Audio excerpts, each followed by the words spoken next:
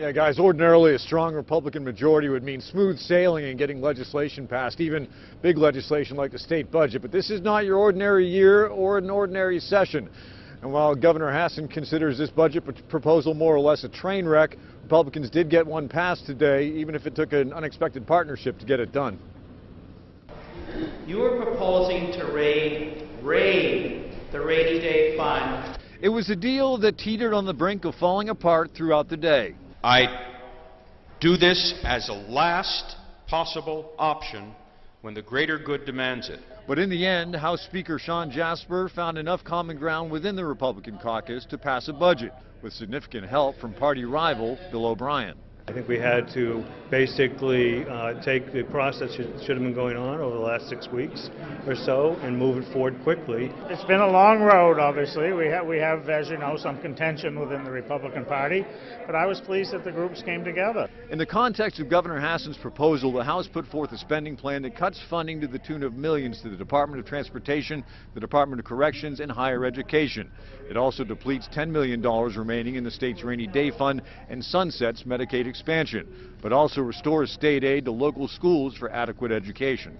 What we did was put $35 million back into education funding. So that's $35 million that we didn't downshift to our local communities. There were 170 towns that were going to get less money. Even so, Governor Hassan calls this spending plan proposal beyond reckless and is already moving forward to the Senate. What the House did today was take an already reckless budget and make it even worse. They made drastic cuts to services that are critical to our people and our businesses. They downshifted a lot of costs onto local property taxpayers. Now, it's worth noting that one unexpected revenue source could come in the form of Keno gambling, the lotto game that would pass through an amendment here in the House today that could generate up to $9 to $12 million a year, depending on who you talk to. That's something, by the way, that was in Governor Hassan's budget, but that's about just about all that they do agree on. There was also a large presence outside the State House before this process began today, with a number of different demonstrators with their own opinions, strong opinions, on how this money should be spent. For more on that, let's bring in Adam Sexton. Well, Josh, the governor's budget proposes about $11.6 billion in spending. The budget that passed the Republican House today included $11.2 billion in spending.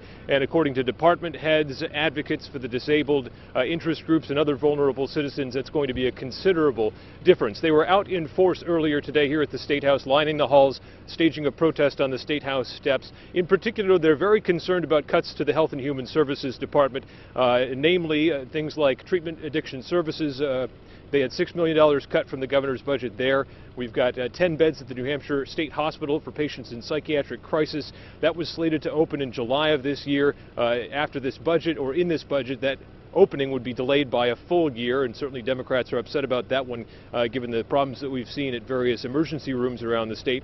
Also, there's a $52 million cut from the governor's budget in the House budget for developmental disability services. Advocates in that community are said to be furious. It would devastate our system, the whole network of community developmental services here in the state of New Hampshire. It would have massive impact on all of our families that we support.